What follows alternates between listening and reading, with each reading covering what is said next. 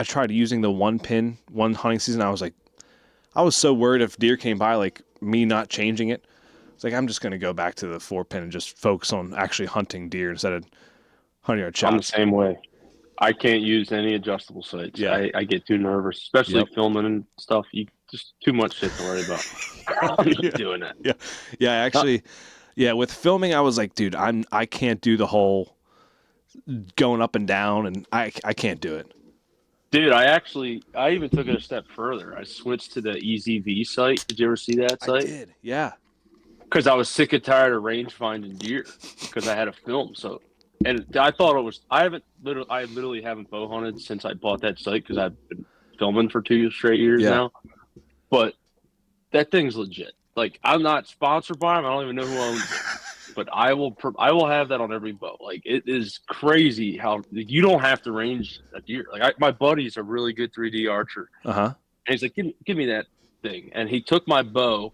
He's half the height of me, half the draw of me, and he was shooting 50 yards dimes. Jeez. Like, you literally just got to line the vitals up in the spot, and Yeah. the arrow goes there. And like, The what is dude there? the dude just doesn't mark it. That's why it's not as big. Like, he Is just there doesn't like know how to bubbles do on both marking. sides? Yeah, I'll show you. It's like, dude, it's crazy. So there's these. So you don't have to range anymore. So you got like, I don't know. Can you see the dots on it? Yeah. Yep. Yep. So it's like 20, 20, 40, 50, 60, 80. And all you have to do is wait till all that you want to shoot at is all you see. Wow. So like you put it on the deer, you just put like the vitals in there, and when the vitals are in between those dots, that's how you know you're good. Shit. And that's like it's fucking weird, but it Yeah. works. Dude, I saw someone else. I forget where I saw that, but I was like, "There's no way that thing actually works. There's no way." I haven't had to use a rangefinder, and like it's. I've messaged the guy, and Yeah. like he's never he's so bad at that shit. But he has $1 million product, and he just doesn't know how to do anything with it. Oh my gosh, that's crazy. I just bought a. Speaking of filming, I just bought the Beast arm. Like Dude, it's nice. I might get that. Yeah. The only thing that like the screw, it's like you have to buy an adapter for it that'll fit any like fluid head. It won't fit like a fluid head right out of the box. So like you gotta buy a special kind of fluid head or something to put on it. But it's nice. I mean, it copies pretty much the Lone Wolf and just like everything. I thought that's what you were talking about. What's the Beast? Beast Gear made one too? Yeah. I thought that's what you were talking about. Yeah, I'm looking for a new arm because I got rid of my I freehand now, but now when I hunt, I need a new arm. But then how much was that? This was it was $185. It's like $200 for shipped to you. Oh, that's way cheaper than the Lone Wolf. The only thing that you have to do is I had to put this little bubble on there. Like it didn't come with a bubble. It didn't come with a bubble. Yeah. Nope. But then it even has the backpack strap underneath it too, which is nice. That's money, dude. Yeah. How much does it weigh? I think it's like a little more than a pound, like a 1.7. I want to say like the heaviest part is back here, back on the back. I didn't know he did camera arms like that. He just did it. Like it just came out this year. I mean, I used the Muddy arm last year, which that's actually, I don't know if you can actually see it or not, but it's holding the camera up. That's on the wall. I used to use that. Yep. Heavy as shit. Yeah. Well, that one's not the heavy one. Like it's not the outfitter one. Put it that way. The one that has that big base on it. But this one, I mean, the base was still heavy. Like it was awkward to carry into the woods. Like you had to like put it. Like it didn't fit any backpack. Put it that way. It made your backpack 10 times heavier. Like, oh, my stuff is light. You put this on, and it's like, shit. Now it's not light. Dude, I threw out a camera arm this year altogether. Like last year when we were filming the Grit, like I used the fourth arrow arm and everything. Nope, I'm all freehand all the way now. Really? Yeah, unless I'm self-filming, which I don't really get to do that much. But 100% this year, I didn't pull a camera arm in the woods. It was the best thing in the world. I'm sure that's so light. All I had to do was carry my 2 cameras and a lanyard, and that was it. Wow.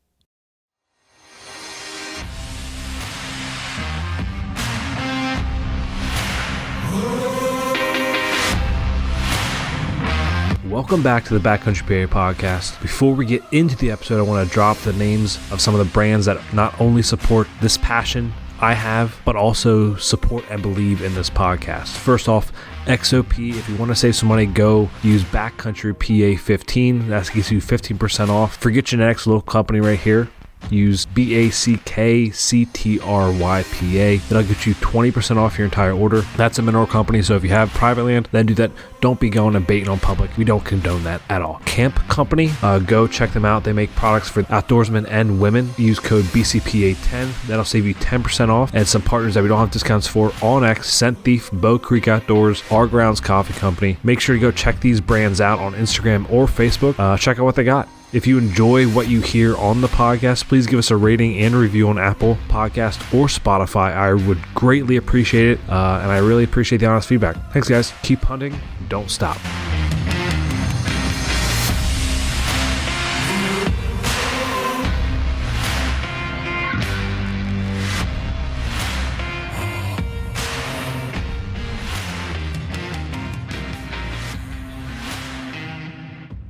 Derek, welcome to the self-filming series. You are, I believe you're going to be you're fourth up. You are fourth up to bat for the self-filming series, man. I'm excited for this one because I think people are going to learn a lot. We kind of stay away from the whole what type of camera to use, all that kind of stuff, because I'm sure you can attest to it too. Like, I think it's more about the editing and what you put out, the story you put out, all that kind of stuff. Like, camera can play a role, but it's not as important, especially if you're just doing the YouTube side of it and you're putting something out there for someone to watch. Like, if I watch a video and it has a good story behind it, I'm going to like it, right? Like, it's just what it is. So before we get into it, do you want to introduce yourself to all the listeners, to me, who you are, maybe a little bit how you got into hunting and what you're doing now? Yeah, my name is Derek Bradeis. A lot of people know me, just my nickname, D-Rock. If you find me on Instagram, D-Rock Creates. Yeah, I'm from Pennsylvania originally, so that's why I'm really happy to be on here with you, another PA guy. I moved to Ohio 3 years ago with my girlfriend, now wife, and the whole point of that was to chase big deer and kind of be taken seriously as a videographer. And now I've been 2 years working with Latitude Outdoors. I'm the creative director. I do majority of the filming for our web series, The Grit, and any advertisements you see from Latitude either comes from me or Aaron Blasey over at the Fall Podcast. Got into hunting just like probably you and any other guy from Pennsylvania. I grew up hunting my grandfather, my uncles, going upstate once a year for rifle season. That was the big thing. And then as I got older, I realized that I can start bow hunting and not wait till Thanksgiving to gun hunt. I can actually hunt in October. Yep. And fell in love with that, and then started hunting a little local property to me outside of Philadelphia, where I'm from, and met a buddy of mine that I haven't seen in years, and he wanted to get into hunting, and we kind of traded. He said, if you get me back in the bow hunting, get me into hunting, I got a piece of property that I can get us on from somebody new. So I was like, all right, it's a fair trade, and got him into hunting, and it was fun. And I thought it'd be cool he never shot a deer before, to film him shooting his first deer. We had a doe pretty patterned for him. And my wife had recently, she's my girlfriend at the time of 3 years, I think at the time, she bought a camera from one of those stores, Best Buy or something. And I stole it from her one night to take out, and had no idea what I was doing. It had the cool little settings on there. If you take a picture, it gives you like 5 edits already done. I thought it was the coolest thing in the world. And we filmed him shooting a doe, and we were so happy. One, that he shot his first deer, but then we got it on film, so we had that memory. And then we went to a local watering hole, local bar, and just watched it over and over again on my phone. And we thought it was the coolest thing. And I was hooked in the filming from that point forward. Not only just filming the hunt, but being able to see the look on his face and knowing that I had a part in that really stuck with me. And that's why I'm here where I am today. Yeah. Yeah. It's really cool, your story.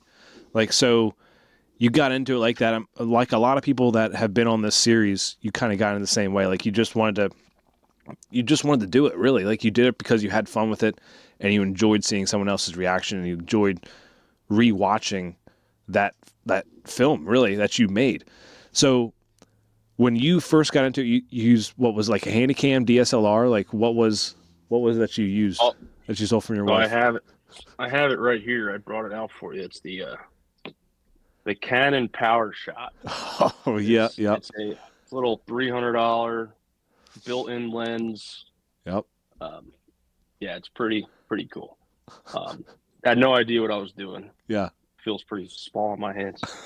It's all auto. There's still actually, me and my wife were just looking through this the other day. There's actually, we never cleared the SD card, so there's actually photos in here from when I first picked this up, which is actually pretty cool. We just actually found this like 2 weeks ago. That's why I knew I was doing this podcast with you. I said pull it out of the closet. Yeah. It was pretty cool looking back at the pictures, thinking how cool I was. Like, oh, Yeah. look how crisp that photo is. Versus today, what I'm using now. Yep. But back to that brings you back to what you said about the camera. It really doesn't matter. It's just like a bow. I mean, it's going to get the job done. The story's the main part of it. Yep. Yeah. Yeah. So I know you, after that, is that when you started Full Draw Assassins? Because you originally started with Full Draw Assassins, right? And that's what you were doing, YouTube, Carbon TV, all that kind of stuff. Yeah, so that actually played into that with him. So where we were from outside of Philadelphia, which is not a big hunting community. Nope. I had maybe 3 friends outside of my older uncles that were hunters. So I would post pictures on social media, my personal stuff, and no one gave a shit. It was just no one cared, and it was more hate comments than anything, just from people that I grew up with.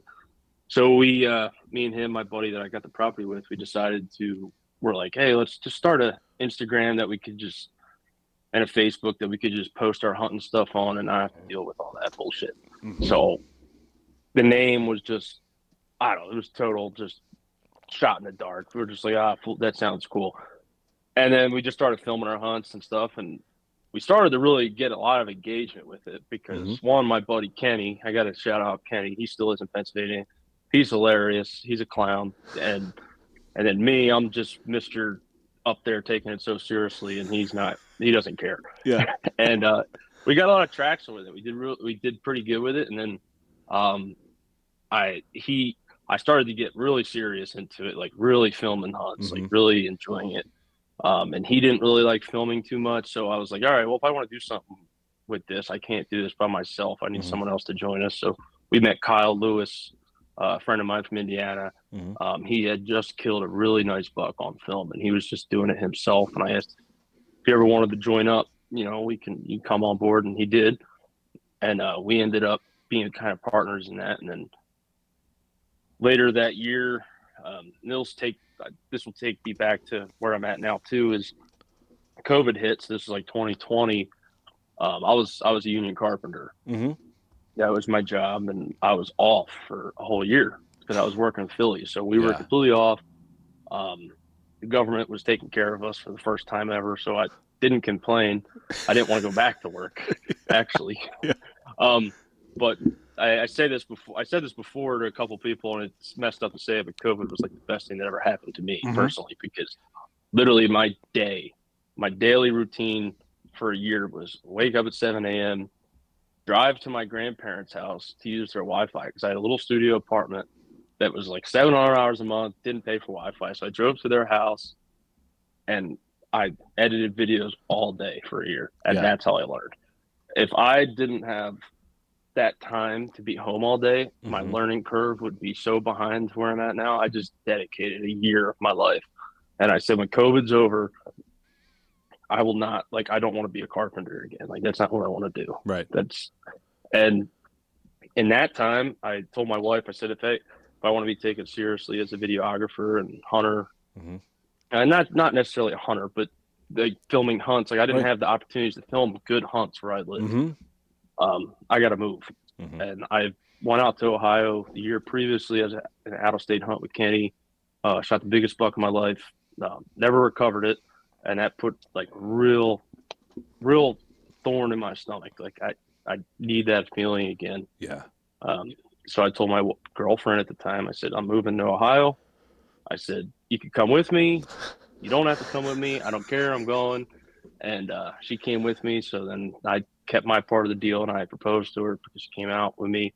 And everyone asked me, like my family, like, why are you moving out there? And I always put it like, you want to be a country music star, you move to Nashville. Yep. You want to be an actor, you move to Hollywood.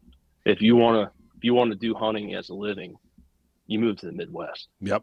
And that's the farthest I could go. That's still reasonably close to where my family is, and that's how I kind of ended up Ohio. And I kind of kept Full Draw Assassins going. I met our two other members, Colt and Tyler, up in Northeast Ohio. Still good buddies of mine. I'll be chasing turkeys with them this spring.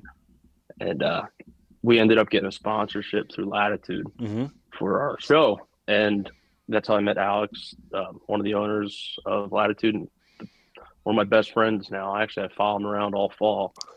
And then they were looking for someone they were looking to start this web series and get a guy to film their hunts, and we built a relationship over the years, and I applied for it and haven't looked back. 2 years now I've been filming hunts for a living, and now I'm the creative director and creating ads and taking care of the brand. And it's great. Now that I'm saying it out loud, it's a crazy ride. Yeah. Pretty blessed. Yeah, that's but yeah, put in a lot of work, like a lot of hard work to get where you are. It takes, I think a lot of people, like, they pick up the camera and they just go out in the woods and they think that it's going to happen. And you got to put this time, and you got to have that learning curve, right? Like, you got to have that. And sometimes it takes people helping you along the way, right? Was there someone that you would constantly reach out to, or someone who you were talking to that you like looked up to, that you wanted their advice, or was it just really yourself? I don't want to sound like egotistical or anything, but there wasn't an outlet like that when I started doing this. I mean, I looked forever, like on YouTube. Like I watch YouTube today. Every day I'm educating myself, but at that time I was educating myself, and I had to go outside the hunting industry because there's not videos and there wasn't really podcasts about how to film, because everyone wants to learn how to film hunts. Yeah. Like self-film. I wanted to learn how to film other people hunting. Right. Yeah. Which there wasn't any education on that. So what I did when I moved to Ohio, I've lived in Ohio for 3 years now. I still have yet to shoot a deer in my home state. Yeah. Because when I moved here and I met Colt and Tyler, I sacrificed a lot of my fall to film those guys, because I wanted the ending product to be good, and I knew if I was the one doing it, because I was the one edited it, that it would be good. So I sacrificed my hunt for that. And it goes back to the beginning when I picked up a camera. Like you said, if people pick up a camera and think it's going to happen. Like when I picked up a camera, I didn't want to do this for a career like that. Yeah. When I picked up a camera, I wanted to be a union carpenter. Like that's a big job where I'm from, in Philly. Like that's a really good job to have. And my uncle bent his back out for me to get that job, and I got in there, and I was really excited. Like I never wanted to do this. I never knew anything about technology, nothing.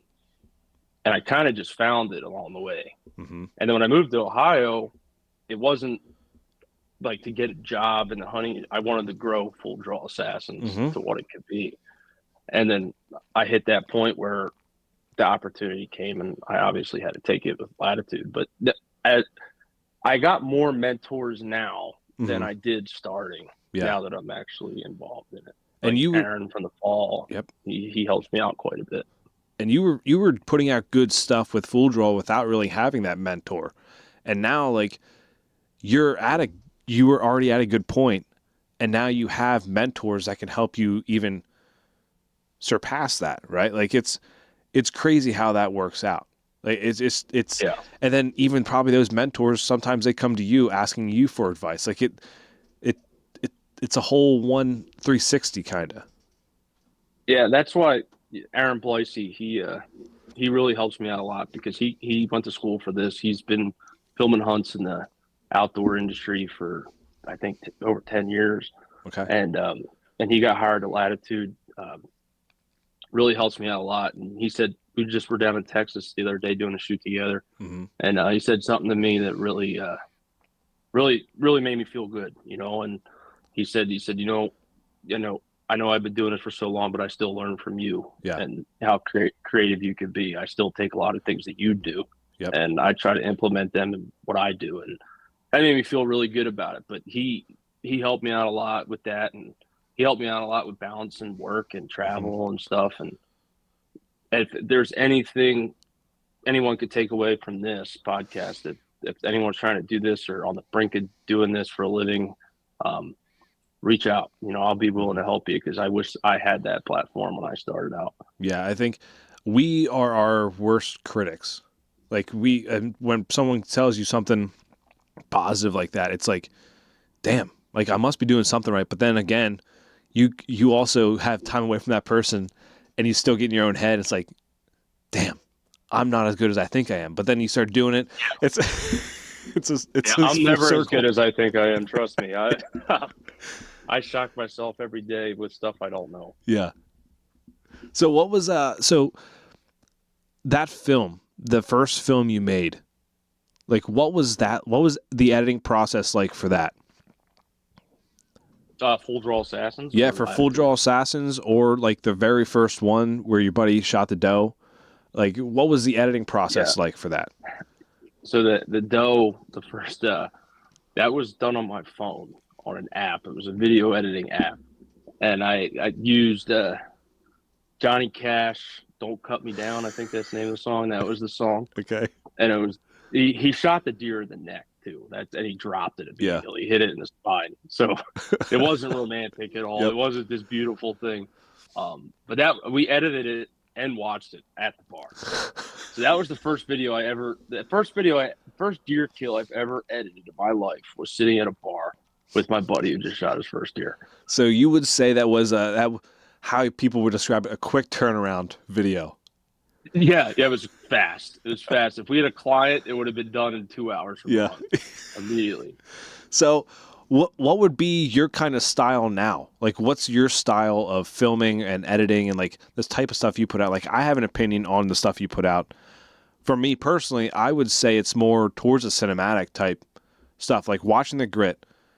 And that right there made me think cinematic. I know you weren't the only one editing it, but like there was a group of you editing it, but like you all had to have like the same kind of mindset to do that. Yeah. So the story really starts in the field, and you kind of got to see the edit while you're filming it. Okay. So last year, first season filming the grit, my first day on the job as a payroll employee at Latitude, I was in Nebraska. My first day on the job. So I just met we met one time at ATA like 2 years before that. Yeah. First time meeting him in person. I got hired. We're there. It's me and Corey Godar, who's our marketing director. He got hired too. That was his first trip as a group. So we had no idea what we were doing. Yeah. Alex, I had a Canon R6, which is a really nice camera. It was my personal camera that I bought just before I got hired. Mm-hmm. And Alex shows up with a bin full of camera stuff that they had since they started the company. Just hands it to me and says, "Go. I don't want to touch any of this anymore. It's all yours." Yeah. So the fact that episode even turned out good is amazing. And we ended up killing a deer, which is good. But that was my first time. My first time filming a guy. It was like my first day at work. Was filming a guy I don't know for my job full time. Like there was no break-in period, nothing. I just had to go. I just had to do it. Yeah. And it worked out. But my style has kind of evolved since then, because the grit that's out now on YouTube was grit. It was gritty. It was the filming was gritty. It was kind of raw, and it was the cinematic feel comes from the post-production with me, Alex, and Aaron. Aaron putting it together.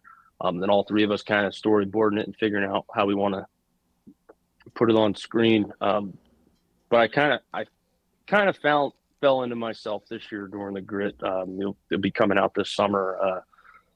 It's you kind of nailed it with the cinematic feel. It's cinematic, but it's raw at the same time. Okay. I don't know a word to describe that, but it's kind of, I personally, I like to film everything. I film everything. I cut a lot. If you go through folders after the grit from me and our other camera guy that we bring in for the fall, Joey, and my folder is just packed with photos. I got so much shit in there that we don't need. It's still me thinking that like I have the job that I've always wanted to have. Yeah. I want to do it right. Yeah. So I film everything. I don't want to miss a single thing. I'm still so hard on myself, so I don't want to miss a single thing. Yeah.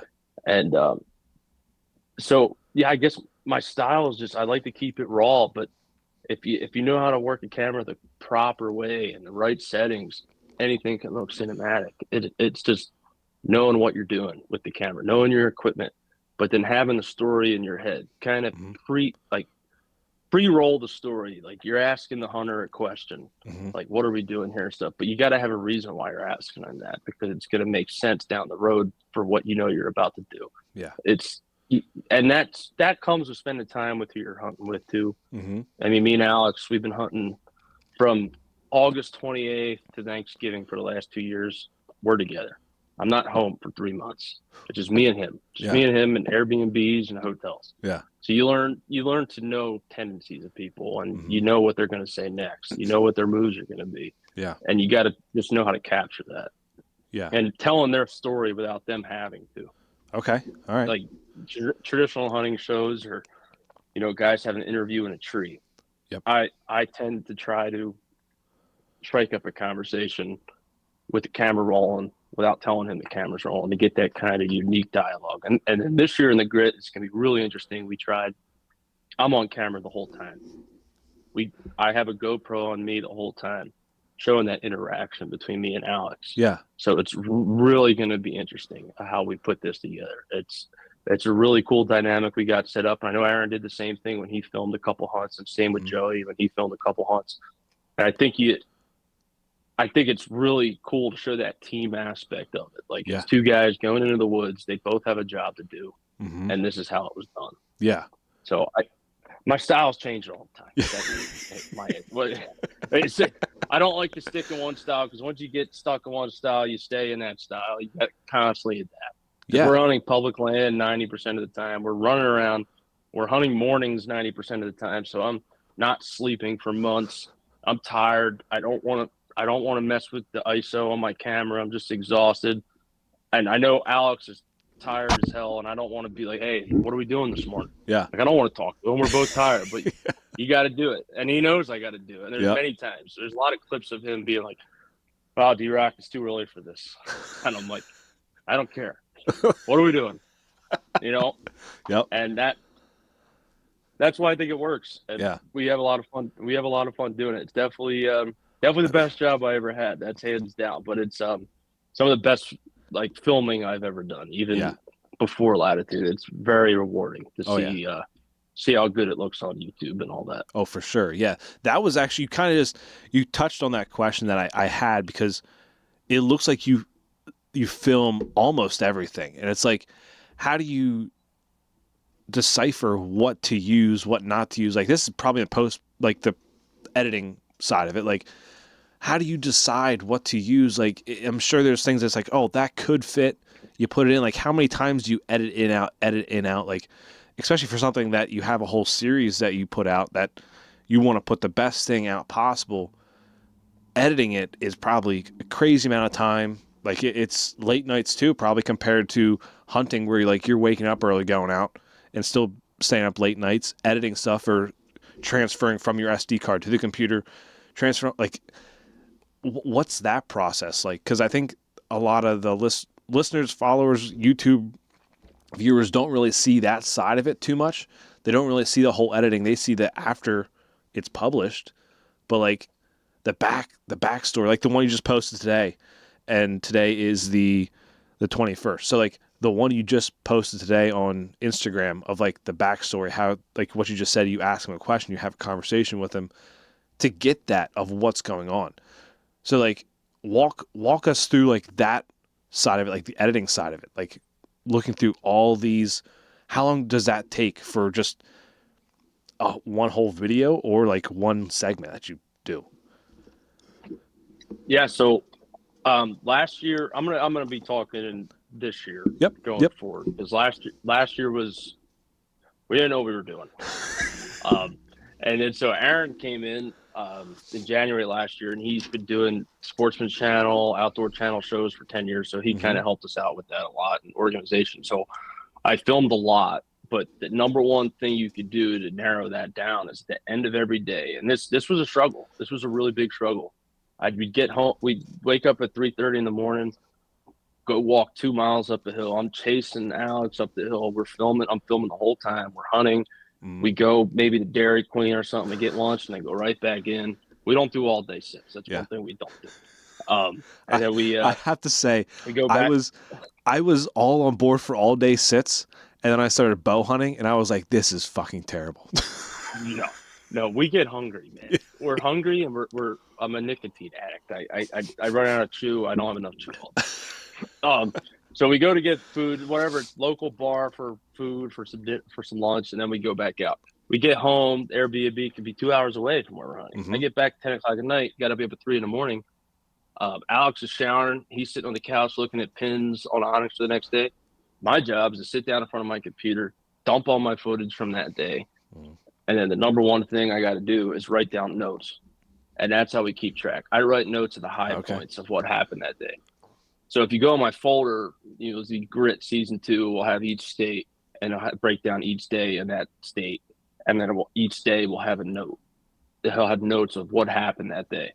So when we go in for post-production, when Aaron's putting it on this timeline, he goes into my notes and he sees, okay, Alex seen a 4-point buck this morning, 2 does. D-Rock said he got a really nice shot of the buck in 120 slow motion. Okay. Like that's the detail. So I'm tired, and you got to do that. You just got to do it before you go to sleep, or you don't do it. And that really helps organize us like that. Yeah. And the hardest and the Grit, we're kind of lucky with it because we don't put out till a year later. So we're filming this. We didn't even start editing it yet. We just started storyboarding it now. So me and Alex get together. I'm going to Michigan next week to meet up with Al to do a couple episodes, and we storyboard the episodes, what clips we think should go here, how the story begins, how the story ends. And we kind of go through the high points and go through all the footage. Then we pass it over to Aaron, and then me and Aaron puts it on the timeline, and then me and Aaron kind of go through the edit, and then the music is picked methodically, all that. Okay. We got a really good system down. Yeah. If we didn't have that system, it's a struggle with all the stuff that we have. I just if they just said just go, we couldn't do it. There's too much there, and there's too much stories. And Alex is really good at talking on camera, so there's a lot there. There's a lot of substance there.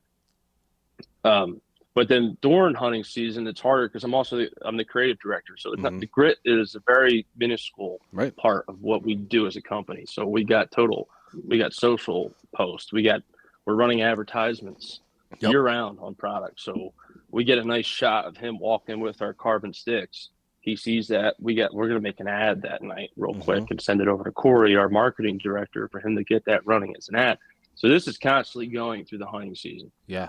So it is tough, but we make it work, and we're just constantly going. And that's why I shoot a lot. So I'd rather have more and go through the trash than have less and search for the good stuff. Yeah. Yeah. Because I thrive off of, I can have 1 million clips, and if Alex is like, you didn't get that one thing, that hurts me. Like, I'm like, damn it, I didn't get that one thing. And it's so minuscule, it doesn't matter. Yeah. He just said something that I wasn't in his head, and I didn't think it was important. Something like that.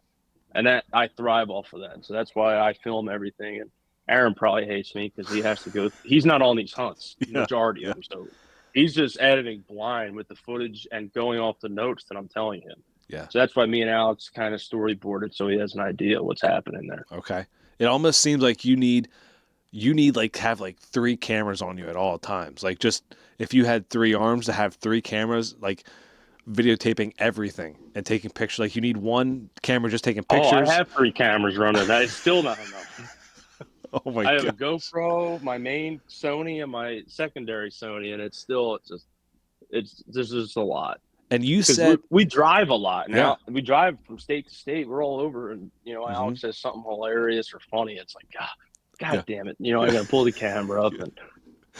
And before we actually got to recording, you said that you transitioned from a camera arm to free filming, pretty much. Like, was that transition pretty like daunting at first, or like was it just like, you know what, this is just insane? Why am I doing this? I'm just going free. So what really pegged that is last season, Grit Season 1. I was camera arm the whole time.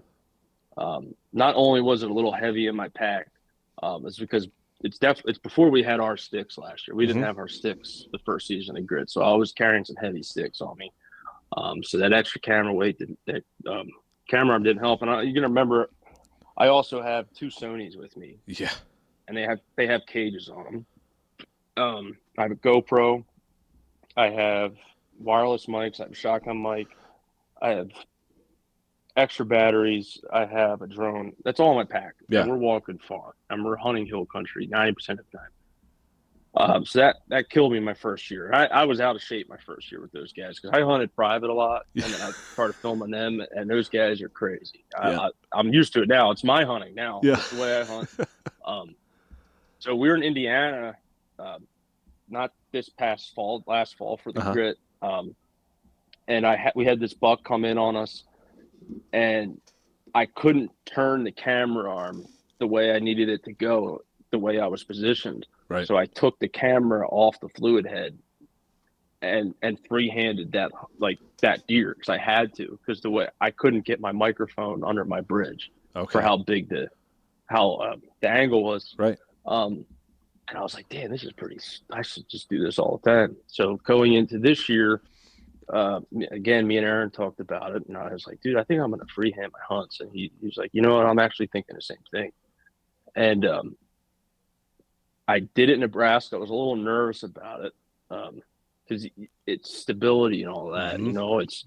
But I've been doing this. I'm not going to act like I've been doing this forever. It's been 2 years, but I've been doing this now where I don't get nervous when a deer comes in. Like last year, I was a little like I still got buck fever, but now I'm locked in. I know I'm not shooting, so I'm doing my job, so I'm good. So I was like, all right, I think I can go freehand without shaking like a leaf. And it worked out great. And I will filming hunters. I will never go back to a camera arm. It was so much easier. I don't got to carry a camera arm. I don't got to, because I was putting my base in my dump pouch. Oh, so then my saddle was like hanging. It was really heavy on my hips. Yep. Because I wanted it right there. Because I'm so hard on myself. I want to be like set up quietly. I want to be set up fast. So I wanted it right there. Now, and last year I didn't have any footage of like Alex climbing the tree or getting in because I was setting my stuff up when he was coming up. Right. Now I'm up there, just got to take my camera out of my bag. I'm set my secondary up, and I'm good to go. Okay. And I'm self-filming. And now my camera can hang at my chest the whole time. Yeah. And a deer comes, I'm right here. I'm ready to go. And last year we didn't have many in-the-tree photos. Now I can take photos because it's out on an arm, so I'm not dedicated to the same angle the whole time. Right. I can literally play around and do some cool things. But yeah, I would self-filming obviously need a camera. Yeah. But, if you're ever filming your buddies or anything, I would just try it because you just got to have just don't get nervous and don't shake and you'll be all right. But these cameras that we're running, the in-body stabilization is ridiculous on them, and we can fix it in post. And it gives it that kind of real feel too. Like Latitude posted, Alex posted it for my birthday when he shot that Nebraska deer. We had the GoPro footage of me filming. It's a really good example. That's probably the best example of me doing this. You head over Latitude's Instagram around January 20th. That's my birthday time frame. There's a video, GoPro footage of me filming his big buck get killed free-handed. And like, if I had a camera on, I would never been able to film that deer. Yeah. I had to go over Alex's shoulder above his head. So that would have never happened with a camera on. So that was, if I had a camera on, we might not have that deer on film. So yeah, I mean, that's not looking back. For the listeners, like, honestly, and also, like, I agree. Like, it would kind of like make a more realistic, like, especially if it shakes just a little bit. Like, if someone does get buck fever, they don't have the best, they don't know how to stabilize or anything like that. If you're filming someone and you start shaking, like, that's realistic. Like, I'm not talking like shaking where like you can't even focus on the guy. Like, not that kind of natural movement. Yeah.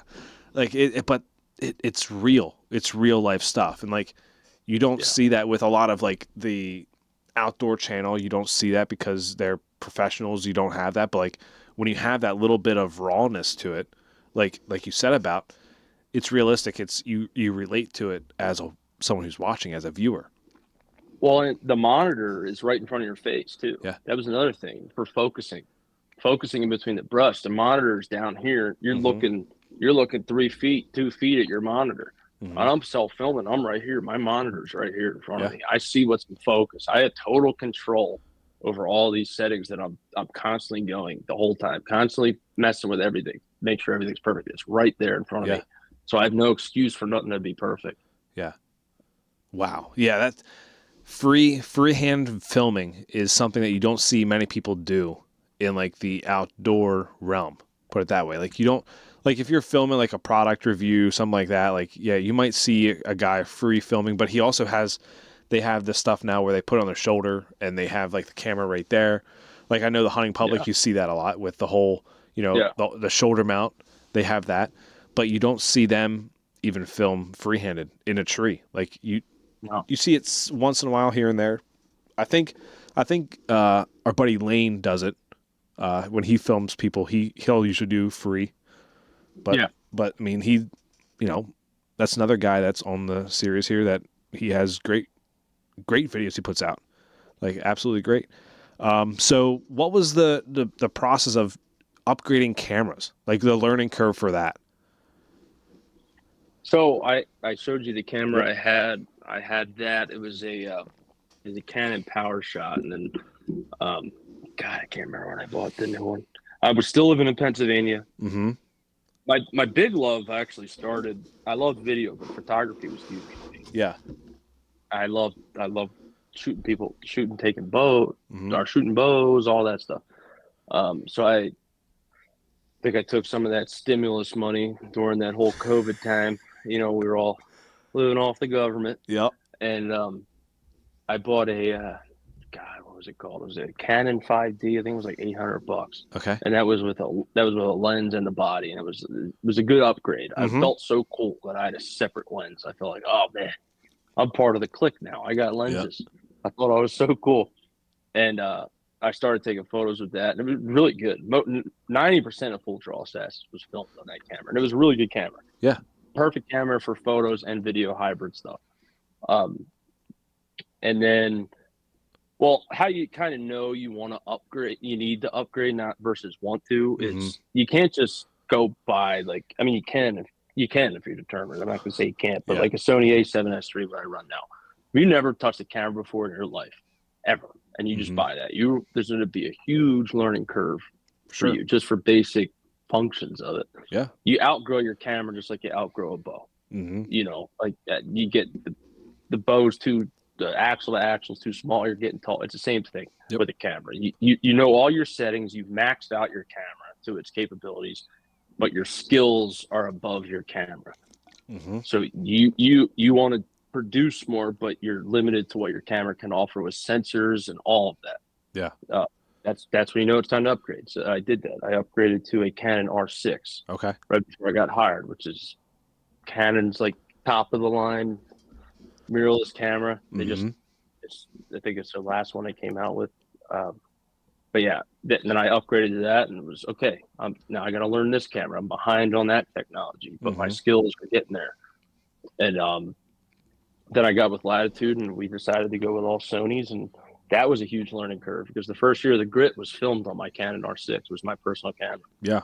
And then we switched to Sony, so I had to learn a whole different brand before this year, and I love Sony's now, but Yeah. it's kind of you just kind of got to go with your skills, I Mm-hmm. mean, especially if you're just filming the film and you don't want to take it too seriously, there's no reason to, you don't see me post a video of a Yeah. Sony and like, that's the one I need. Like, Yeah. if you're just filming the film, you don't need that. Mm-hmm. I filmed deer on my cell phone with my buddies when we were up at deer camp. That's just as cool. I mean, it doesn't matter. Yeah. Yeah. I agree. Like I also hear this Canons, like a lot of people in the that are bigger name self filmers or some film other people, they say Canons aren't what you should go with when you're filming. Like, what's the stigma on Canons when I mean I have a T5. I don't really film with it. I just take pictures with it usually once in a while. I have a Canon Handycam that I film with, and that's what I primarily use. Yeah. What's, from your opinion, what's the stigma on Canon and self filming hunts? I'm a pro Canon guy. Okay. 100%. All right. I love Canon. The colors that Canon puts out are way superior to Sony. Okay. Sony's a great camera. I love. Mm-hmm. I'm looking at them right now. I love both of my Sonys. I use them 100% of the time. But Canons are a great camera. The color is fantastic. But if I was self filming and I wasn't doing this for a job, Mm-hmm. I would use a video camera. I probably wouldn't use one of those anymore. Yeah. The only reason I did that with full draw is because we did a lot of pictures. So I needed something that took photos, and I couldn't afford a video camera and a photo camera. Yeah. You know, so yeah, Canons are. If you get a mirrorless Canon like an R6 or something, man, it's a great camera. I know the Become One guys, Tom Petrie and Nick Ventura. We're good friends with them. They're all Canon, and they put out some tremendous films. Mm-hmm. It's just like a bow, man. It's Hoyt Matthews, that whole thing. They're the same thing. The only thing I like about Sony's is the customization, which really helps me on the fly. I will say that. With what I do now, they help me on the fly with being able to switch between settings on a dime like that. Other than that, the picture quality is the same. Okay. So going back to the handheld camera versus the DSLR, would you, for someone getting into it, the learning curve, like if you never touched a camera before, never touched a DSLR, never touched even a camcorder before, would you recommend for someone who self-films to go with a handheld, like a handy cam, something like that, like a camcorder to start out? 100%. Yeah. Yeah. Unless they wanted to dive into photography. Yeah. They just wanted to film their hunts, and that was strictly a handy cam, 100%. Okay. Yeah. I mean, I'm the same way. There's too many buttons. Like I was going to do it with my T5, but it doesn't have a mic port, and I was like, sound is kind of important to a film, so I don't think I'm going to go that route, and I just use my camcorder. But there's too many buttons on a DSLR for me to be like, especially since I never really filmed that much before. Like I dabbled in it this year, and that's why I want to learn as much as possible. So when I go in this year, I can be, prepared, really. But like there's too much to like the autofocus, the focus, all that kind of stuff. Like the camcorder, just bam, go. Yeah, and you can't really autofocus with mirrorless cameras in the timber, man. And that's a good thing about them is they're so precise. Yep. So when you're manually focused, you can get down to that deer's eye, like if you really want to. If you drop your shutter down, you could really focus on that deer's eye. The video camera, that's the way to go, in my opinion. If I was self-filming hunts, I would use a video camera. Okay. 100%. Right. Any handy cam, anything. It just, if you want to get into photography or something, that's the only time you really want to go that route. Right. But I remember self-filming with a DSLR, and I've missed many deer on camera because of that. Like trying to make sure it was perfect, and you got to actually use two. You got to use two hands when you're self-filming with a DSLR. Yeah. So where's your bow during all this? The deer comes in. My buddy Colt from Full Draw Assassins, he used the video camera. I forget what it was. We used it a lot. It was the same one the hunting public used to use. It was the Canon. I forget what it was. He had a remote for it on his. So he'd focus. Everything's right here. Yeah. And it was clutch. He never missed a deer on film because it was so easy for him. But that's the way I would go. Long story short. That's what I want to get from mine is that little controller to make it a heck of a lot easier. I mean, honestly, like if a deer comes by, I'm probably going to zoom in. Like I'm just going to let it go. Then maybe post production zoom in a little bit more. Like go that route. And plus with bow, like it's I don't really want anything further than 30 yards in PA timber. Really, to be honest, like I don't even want to risk that. Like the one I had this year came to 28, and then he had a step to 27, and he ended up like about to take that step, and he backed down and ran off the other way. I was like, oh come on, but that's how it works in PA. Yeah, that's exactly how it works. That's why I live here. I'm just kidding. So, but go ahead. No, you're good. You're good. So what? I know you film everything, but what shots are extremely important to put in? Like, what shots do we have to do to get that ball rolling? There's a couple different ways I look at that. The number one thing I constantly play in my head is the 5 Ws: who, why, what, when, and whether. Okay. I need that, and I don't. I posted it today. Actually, I talked about it. So what's today? The 21st. Yep. Go back and look at it. Sometimes I feel so dumb. I'll be like, Al, what's a white oak leaf look like? Like, I know what a white oak leaf looks like. I don't even know what a white oak leaf looks like. Listen, when I didn't know what it was either. Don't feel bad. I'm lucky to run around with these guys that are geniuses in the woods. I don't know anything about that stuff. Trust me. I'm the same boat. I originally was asking that because I didn't know, but I asked dumb questions. I'll even make it dumber. I'll be like, are we trying to shoot that buck today? Yeah. No, dumb. We're trying to. And sometimes he gives me a look like, you really don't know what the fuck we're doing. But it's me asking him because I want him to tell me what we're doing. Okay. And you just kind of bring it out of him, you know. And it's hard sometimes to ask those stupid questions. Yeah. Because you feel like an idiot because you should know. You've been hunting with them for 2 months. You know what we're trying to do here. Yep. But just getting those questions out of them, and then we don't necessarily use the answers. Okay. And that's what I put in the post today that I posted, is we don't necessarily use the answers. We just have that. And then whatever his answer is, I go capture what his answer was. So if he's like, it's a sunny day, it's really hot, we're hunting this bean field, that deer was down by that creek, the wind's blowing this way, I forgot to put my lucky socks on, I left my release. I listened to that, I listened to his answers, and then after he's done, I film his answers. Okay. All right. So I capture what he said. So if he said sunny, I'll remember that. And then I film anything I can look at that remotely shows that it's sunny out. Yeah. If he says the wind's blowing this way, I try to get a leaf going this way. If it's raining, I try to get some raindrops. If he says I forgot my lucky socks, I zoom in on his socks. Like stuff like that. Like you gotta really pay attention to what your hunter's doing. You're not just out there to have fun. Yeah. You're out there to create a memory for them. So you want to kind of do it the best you can. So that's a big thing for me, is I'm not just asking them a question and then having them answer so the viewer can watch it. I'm asking them the question for me. It's for me personally. Because we might not use the interview. We probably won't use the interview. Right.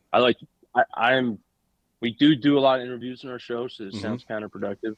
But I am like really anti-interview in the tree. I think they've been used way too much. I think you could tell the same interview through visualization. Yep. Okay. And the viewer will know what's going on without the hunter having to sit there and stand in front of the camera and explain about what he's doing, like they've been doing for the last 30 years or however long hunting shows have been.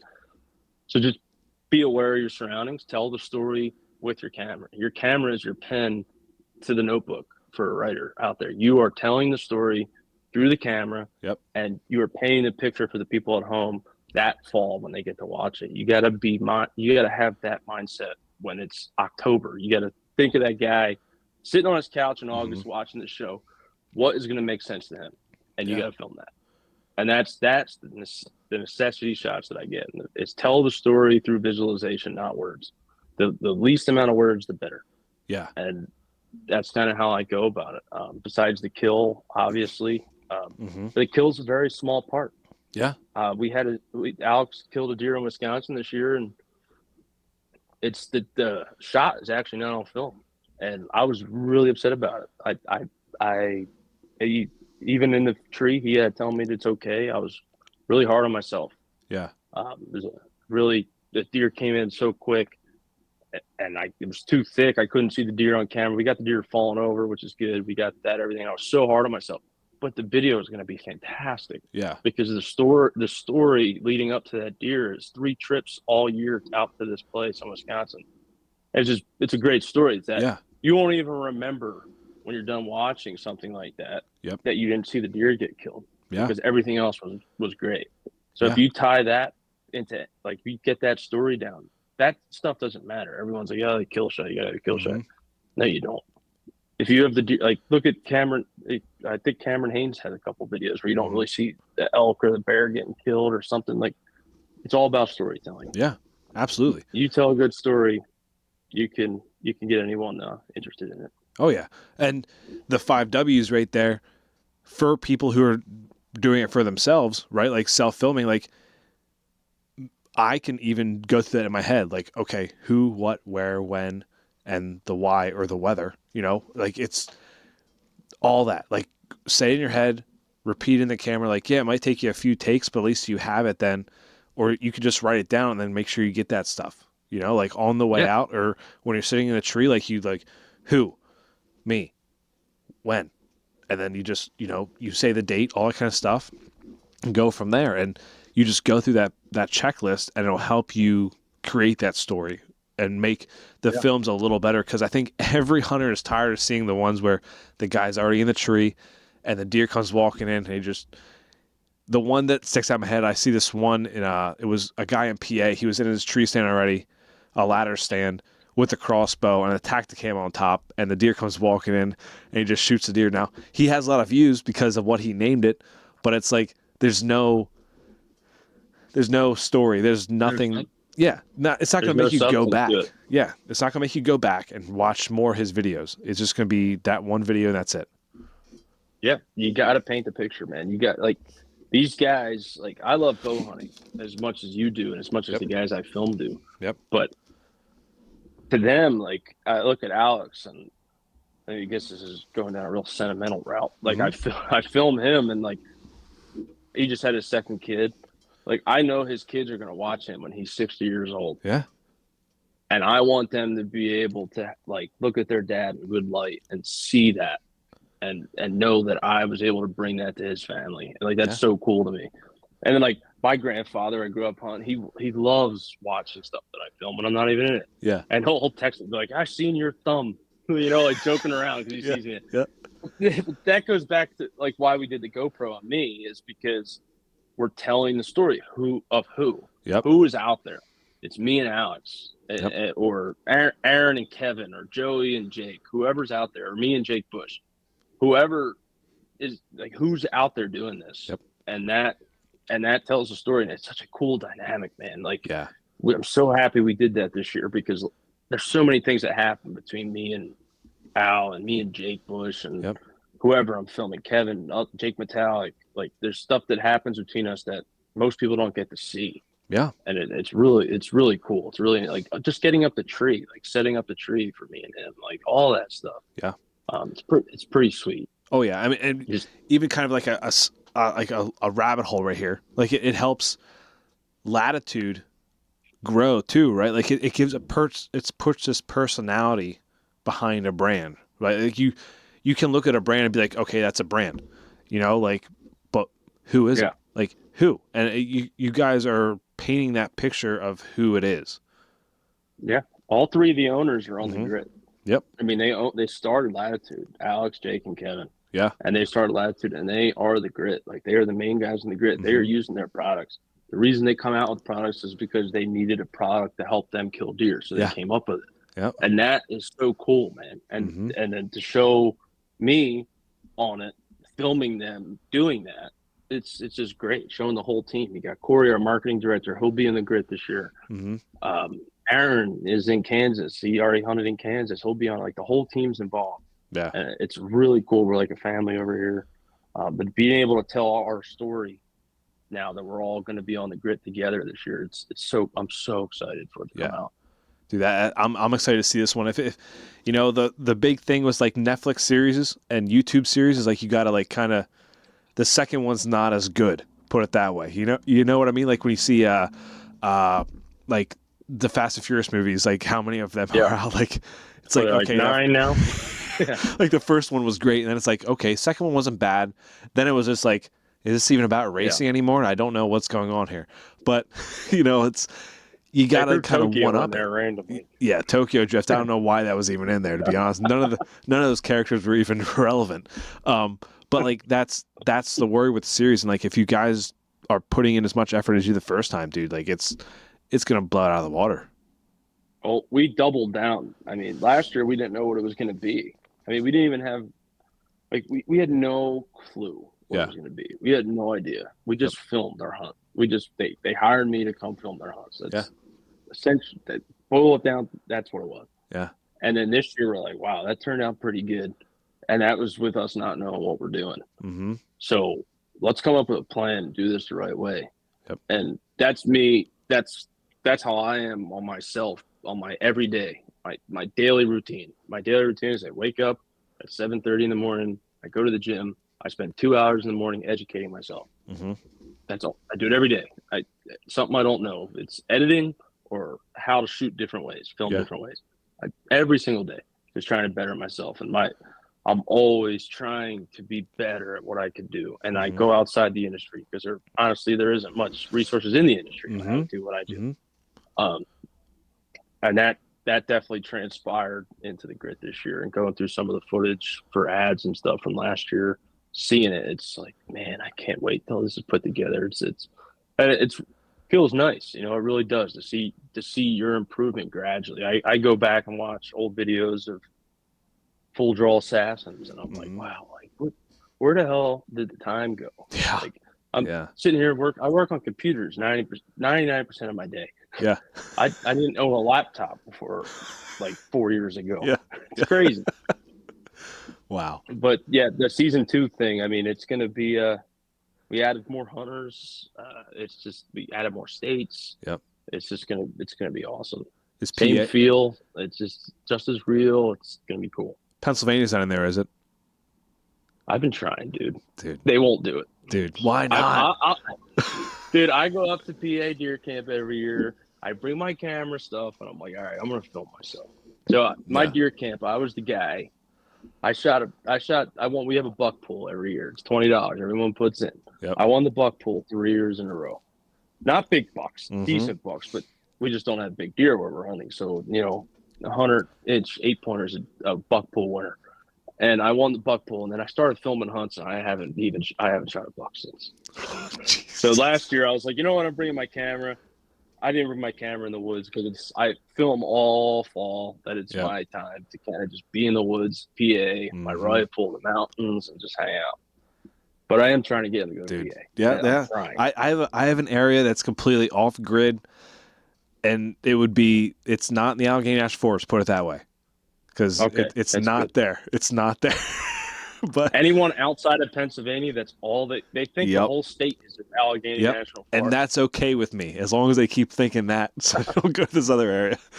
But so, well, first, before we get back onto it, is there new gear coming out with Latitude? All that kind of stuff that you want people to hear about? Yeah, we got a couple new saddles coming out this summer. We got 2 bow hooks coming out. They're going to be really sweet. Okay. One actually straps onto your gear strap, and then one actually attaches to your bow that just goes onto your gear strap. Oh, nice. I think you've seen a couple of them, the bow hooks in Harrisburg at the Great American Outdoor Show.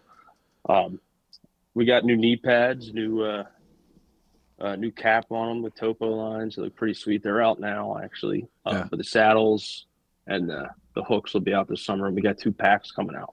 So nice. We're going all in. We got a new platform as well. So there's a lot of ads to film, and a lot of creative, a lot of launch videos, a lot of photos this summer. So we'll be super busy. Cool, man. I'm excited for that.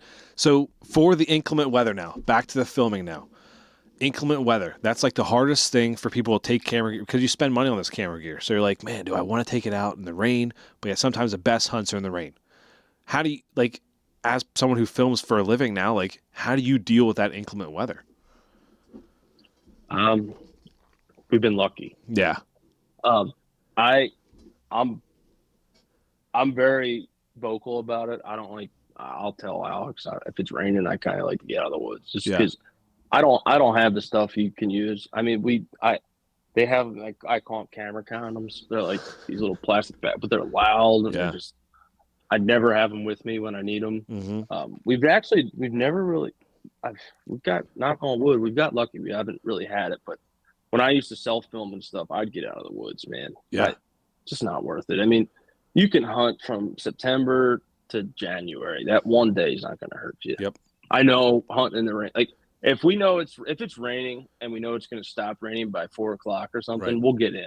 Okay. And I'll just keep my camera covered with my hat or something. Yeah. But if it's like raining all day, we're not going to do it. Okay. It's we got too much stuff going on here. Yeah. Because then we're 10 hours away from home. Yeah. Camera breaks. we got 4 days left of the trip. What are we doing? Yeah. Can't film nothing. The rest of the time we're here, so we're not going to hunt. Yeah. Run to Best Buy quick, buying a new one. I don't know. Yeah. Go back to my power shot days. Yeah. What's the cheapest camera you got? Yeah, it was the cheapest camera you got. I need 4 of them. Yeah. Or just use your cell phone, right? Like that. I mean, a lot of people are going to film with their cell phone now. Dude, iPhones are scaring me. They're going to put me out of the job. Yeah. They're incredible. Yeah, you can even buy like a rig for it, like I think it's Beast Grip or something like that. Like, yeah, they got cages for them and everything. But it's crazy. They're expensive. Like they're mad expensive for them. Kevin, one of our owners, he hunts swamps in Michigan, so it's hard to get a camera guy that's willing to go out in the swamps with him. Yeah. So he self films with his phone, and I've edited some of his footage.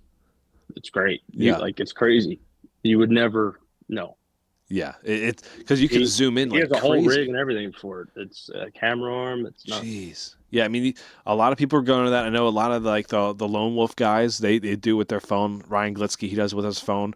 I think he has a second angle. Second angle is a GoPro, I believe, if I'm correct. I think that he uses.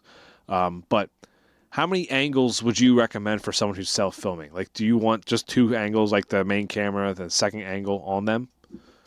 Self-filming, I would just run 2. Okay. I used to just run my camera and then a GoPro. Yeah. That's all. Self-filming, yep. And you would like that angle like kind of up top when you're self-filming you? It depends on the situation. If you're in a tree stand, yes. Okay. If you're in a saddle, I like to keep it eye level. Okay. Would you put it on the lineman's rope, or what would you put it on? So I used to put it when I used to self-film. I used to put it on my tether. The tether, yeah. I used to put it on my. I had a little a clip to go on my tether. So every time you move, the tether moves, and like this right here. Yep, that's exactly what I had. Yep, it would go right on my tether. So wherever you're going, that GoPro's going. Okay, all right, yeah. And then I have like the little clip that if there's a branch right here, you clip that on too. Makes it real easy. Too. Yep, mine I bought off Temu, and man, it is it is very cheap. Another option that is pretty I use to film me when I'm filming out is I get a hot shoe mount for a GoPro and I put it on my camera cage pointing at me. So even when you're self-filming, you can have it still facing at you. It'd be the same. That's not a bad idea. It's not a bad. I had to put a hot shoe on top of my Canon over there because it doesn't have like the actual shoe on top of it. So I had to use the 2-sided tape and put it on top for the boom mic, for the shotgun mic. I mean, so the big question that we've been asking everyone is kind of like, would you rather run, because I know you guys run the lapel mics as well. Would you recommend lapel mics or a shotgun mic? Self-filming? Yeah. Shotgun mic. Okay. That's a personal opinion. Yeah. I run both. Okay. When I'm filming Alex, I run a shotgun mic on my main angle that's filming the deer. Mm-hmm. And then I run my lapel mic, my wireless mic, on my secondary Sony. Okay. Just as a fail safe. Right. The first year I filmed, we used the wireless mics, and we had I didn't know what I was doing. Yeah. So I didn't know you have to have your camera audio turned like way down when you're using those. So there was a lot of buzzing going on. So now I'm like crazy about it. So I need to have fallback, and that's why the shotgun's on my main. Yep. But if you're self-filming, I would run a shotgun. And if you have a media mod for your GoPro, mm-hmm. you can plug your wireless into the media mod. Okay. And then have that right here. That way you have 2 sources of audio in case one. I love fail safes. I'm always about something fails, it picks back up. Yep. That's why when I'm filming now, I run 3 angles. I run the GoPro on both of us at the same time, the secondary, and the main camera. In case one of them fails, we have something. Yep. And if you're serious about putting a film out when you're self-filming, always think about that. What do I do if this doesn't work? Or what do I do if this doesn't work? Or this doesn't turn on, or this doesn't record? Mm-hmm. So having two sources of audio is huge. And you said it earlier in the podcast. Audio is a very, very overlooked part of filming. Yes. Yes, 100%. I mean, for the multiple, have multiple things going at once. Like I have Audacity recording right now, have the Zoom recording right now, and the camera. But I could also have the Google Meet recording as well to have 3 different things going if I didn't trust the Zoom recorder or Audacity. I trust both right now. If one fails ever, then I'm going to have 3 going at all time. But it goes hand in hand with that, you know. Now, I have dabbled in it with the whole, you know, filming this and matching up the audio to it, like to the levels. What's because you run different audio, so does it all go through the video camera that you're running? So I run 3 sources of audio. I run the GoPro, which is just I run the regular GoPro audio, the regular microphone. The Sony R5 has the wireless mic on it. I use Rode wireless mics. Okay. And then my A7S, my Sony A7S III has the Rode shotgun mic. Yeah. They're all 3 separate audio channels running to their individual camera. Okay. So in post, it's not easy. Yeah. You just gotta do it. Yeah. Yeah. Like the reel I made today. Perfect example. I cut between 2 different cameras for that reel. I had the one on me. Yeah. All right, 3 angles. I had the one on me, the one on me and Al, and then the one just on Al. I had to just go by lip movement. Yeah. And kind of sync them up. Yep. And that's what I had to do. But in the grit, like you won't use the GoPro audio. I'll use the shotgun audio. If I'm talking and it's a GoPro footage of me, I'll use the shotgun audio on me. I'll just kind of sync it up. Okay, yeah. Because it's like you said, it's a fail-safe, right? Like if the audio doesn't work at that exact moment, then you have the GoPro audio just in case you have it. Like audio is important, but like sometimes you got to have the story putting it all together. Even though the audio might not be perfect, it's still there. You have something. You have something to go off of. And it's same with video, too. Yeah. Like, we don't have the deer, like back to the Wisconsin deer. I don't have the deer getting killed, but I have Alex pulling back, shooting that deer. Yeah. Like, that's all running. And I have Alex looking at me, like, telling me it's okay. Because I'm down. I'm upset. Yep. We have that. So that's part of the story. Yeah. It's all fail-safe because you get 1 opportunity, maybe 2, maybe 3 if you're lucky. Yep. At shooting a nice buck each year. And that's when shit fails all the time. Yeah. This happens. And so the more opportunities you have to get something out of it, at least something, whether it's one of the cameras or one of the audio channels. Yep. It's better than having nothing. Absolutely. Yeah. I can't agree anymore. I mean, audio is king, I think, in the video world, right? Like it's weird to say that audio is king, but like if you have a great video out there, but it's like you can't hear the guy talk, you can't hear anything. It's like, man, that, you know, what are we doing here? Like you're not going to draw anyone in. You're going to keep them there. Do you also? I notice like a lot of people have like really cool intros, right? Do you think that's important in the videos, like to have that cool intro, or just like right to the video right away? It depends on the style you're going on. We didn't use one last year for the grit. Each episode had their own individual intro. Mm-hmm. I'm a fan of like this. So we really like Eastbound and Down by Kenny Powers. Yeah. We watch that show a lot when we're on the road. So we like that intro style where it's like it's something ridiculously crazy from the episode in the beginning, and then it like freeze frames and the logo pops up. Yep. But it's for that episode. It's not the same thing all the time. We like that personally. I'm not against intros though. I think if they're done right and you focus hard on them, they could be cool. But I think it's also cool to mix them up, you know. Yep. But it's a branding thing. If you want it, you want people to see the video in the first 5 seconds, know instantly what video it is. Yep. Because they're brand recognition. That's also good too. Oh yeah, for sure. And I don't think there's a right answer to that. I think it's more of it's opinion based. More what you want, more opinion based, whatever. Yeah. And it goes back to any type of video you're doing. You gotta not do it to please other people. Like we make our grit videos. I mean, we care about the viewers, obviously, but we do what we think's gonna look cool, whether someone doesn't like it or not. Yeah.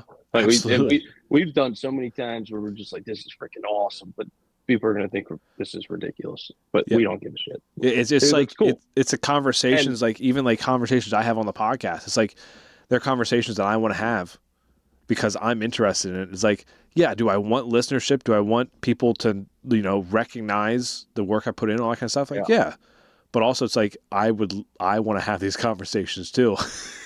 And the people you want listening to you are the ones that are going to like it. Yep. The ones who don't like it, you don't want listening to. That's how we look at it with viewing too. If you don't like the video, if you don't like what we're doing, you're not going to watch it anyways. Yeah.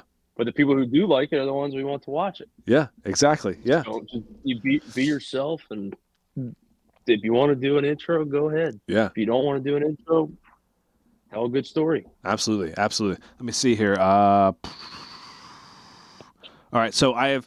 Let's get three rapid questions here, and then we'll go to part 2. Take a little break, go to part 2, and we're gonna view the video you made. You sent me from the first time you guys ever went to Nebraska together, like that. So yeah, that's gonna be a good one. Yeah, that's breaking that down. That's part 2. So everyone's tune in the week after this comes out. There you go, or just go to the YouTube channel. Rapid fire, public, private. Private. Okay. All right. Wow. Is this me personally? Yeah, you personally. Yeah. Private. Okay. All right. Mountains or ag? Flatland. You kill me, mountains. Okay. What's your go-to? You're from PA. You're down in the Philly area. So what's your go-to order from Wawa? Ooh, that's probably a chicken salad club, egg salad club, or if it's November, a turkey gobbler. Really? Okay. All right. What about, did you go to Sheetz? We didn't have them. You did? Oh, not even on your trip up to the camp? Oh, well, no, actually we didn't. We used to, that's big thing. We'd go up to Pocono exit up north. Yeah. And there's a Wawa right there. And that was the big tradition. We'd all meet at that Wawa, get our lunch for the next 2 hours up. Yep. We all get a hot coffee with a little hazelnut creamer. There you go. Maybe a sizzly. What the what's a sizzly? I'm a Wawa guy. Oh, is that one of those hot dog things? What? What's a sizzly? You don't know what sizzly No. is? You go up to the cash register. I'm about to buy my can of chew, and they're just sitting there. They're just sitting there, pre-made. You got the pork roll and cheese. Oh, okay. Or the ham, cheese, and mustard. And they're just wrapped. They're totally horrible for you. There's nothing good about them, but they're amazing on a drive. Like a Sheetz hot dog, kind of. No, nothing. Sheetz. I'm not going to go down this hole with you. I'm just kidding. Wawa all day, buddy. Oh man, I've literally drove 7 hours back home just because I was grateful. Wow, that's insane. That's insane. Yeah.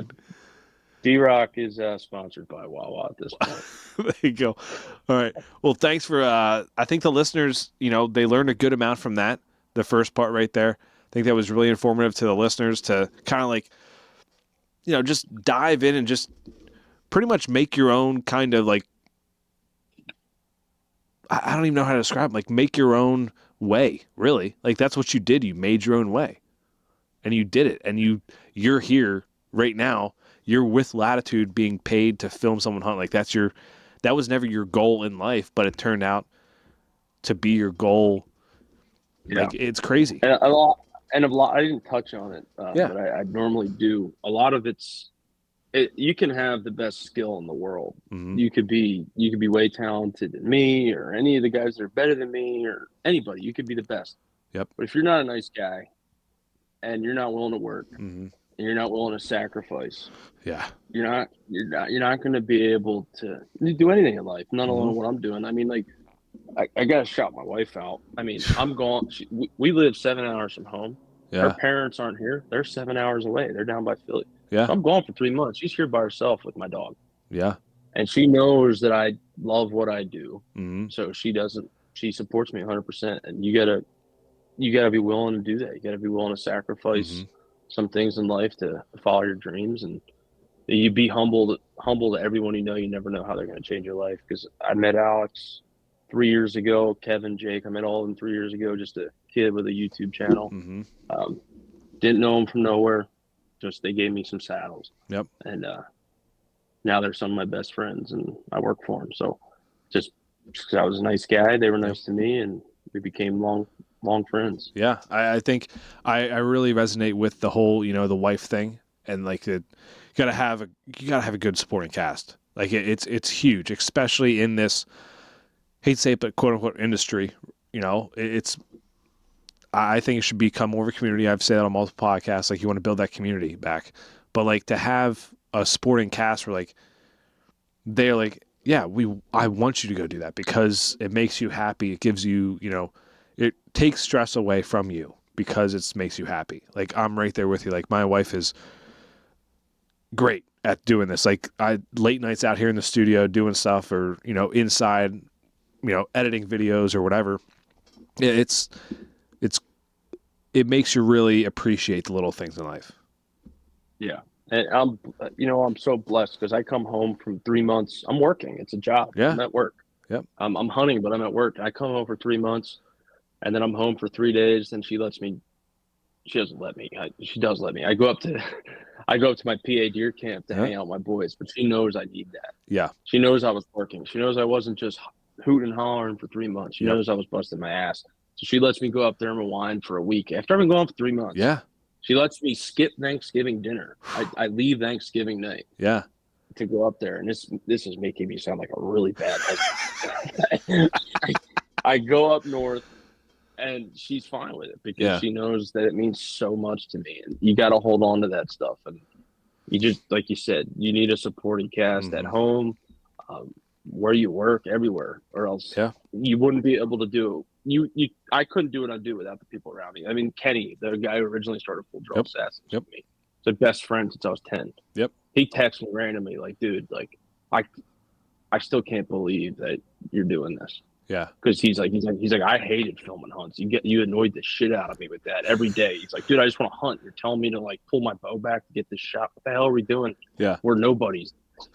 But he understands now because he sees what I'm doing. And every time I go home and see him back home to Pennsylvania, it's cool to see that and to have that support and people be proud of me. Yeah. Just making people proud. That's means a lot to me. Absolutely, dude. Absolutely.